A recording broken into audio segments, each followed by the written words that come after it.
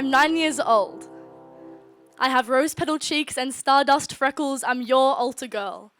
As my brothers were altar boys, as my father serves as an acolyte every second Sunday, as my grandmother fed priests for 25 years, we are a family of God at the worship. We dip our fingers into sponge, drip the Trinity onto our forehead, chest, left shoulder, right shoulder, the ritual of the cleanse and scrub absorbed, tranquilizing our fears to quiet and holy. We don't ask questions, we are anointed, we enter. 10. And the most exciting thing about church is when Father Bill blesses us to leave and my cousins and I go racing, running, thumping our chests towards the big climbing tree. 11. And in year 6, I am a choir girl and also in the liturgical movement. So I learned very quickly that it's disrespectful to call the altar a stage. 12. Boys are cute, but I don't want their tongues down my throat at the year 7 disco. 13. And punk girl with red hair dye gives me a half smile and the sandwiches she never finishes every day for a term. I catch myself gawking at the duality in her kindness and beauty, and suddenly I'm a sick bay regular. I'm the tears on bus lines, the hyperventilation bag in English corridors. This is the moment I realize this girlhood crush I have is not meant for girls at Catholic school. 14. I hear mean things. I learn to turn up the music. But every day Leviticus hums in the back of religion class, offers me biblical remedy like crushed grapes in the palm of his hand. I lap it up. 15, the wine makes me drunk. My blood evolves to clean. I have so much rage, but I swallow his commandment and let more trickle in. 16, I start lying at reconciliation. 16, I'm still in love with pink hair, blue hair, green hair girl. 16, when the oxygen does not enter my lungs, my principal tucks my limbs into wheelchairs. 16, I came out to my grandmother on her deathbed. 17, I'm losing energy, contorting my love. In daylight, I turn tricks out of boys. In dusk, I suckle on the damp floorboards of my lover's body, pretending like I have anything left to give.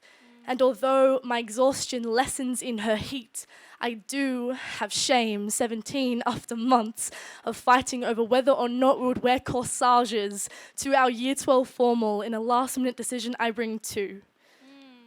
We slip them onto each other's wrists in front of our families. I have probably never been so nervous. Our kin snap happy photographs and I don't know if they know what we are, but that night I decide to leave my shame in the foyer of the grand ballroom and dance anyway. But still, in the morning I wake and I wonder if my love is legitimate enough for the bouquet she planted on my wrist. Is my love beautiful enough as if to be synonymous with flowers for our kind of love and lovers? Why does the garden on my wrist feel like freshly cut handcuffs to the prison of my own mind? Will I ever wilt my skin and slip into something more comfortable? And by all of this I mean, is my love good enough? 18. 5 years of panic attacks, my eyes the same shade of dead, and when my cousin passes the words lesbian agenda at my empty seat at the Christmas dinner table when I am not there to defend myself, the next time I see her, I do not start. I do not bark. Instead, I think and I know about the 40 years of Mardi Gras pride I've got sitting on my tongue, in my bones, in everything that I do, in every way that I treat a person. And this, at 18, was the first time I saw that beautiful rainbow parade. 19, the now. The other day, I was thinking about my first confirmation. I was 8. And sitting next to a boy who started to cry, confessing he had accidentally taken the holy bread and eaten it, and that was a sacrament we had not made yet. I said, don't worry. He says, what do? I say, God always forgives. Cut to now, and I'm so sick of apologizing for this. I don't need forgiveness, for what my heart latches onto is not, was not, will ever be sin. So I don't hear humming anymore. So I don't go to church anymore, and my parents don't mind. I don't cry after making love to her. She scribbles scripture all over my body, but the passages are only all the ways that she loves me. I sing soft hymns back to her. Her voice and cradle the closest sense I have to religion and heaven. And I know there is a difference between Bible and God, so I'm choosing her as my faith in dusk. I do not hesitate. I do not damn myself.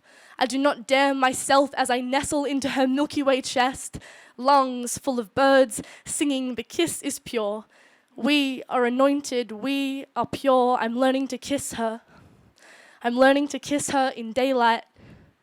I'm learning to kiss her in daylight. like I've never been ashamed to. Thank you.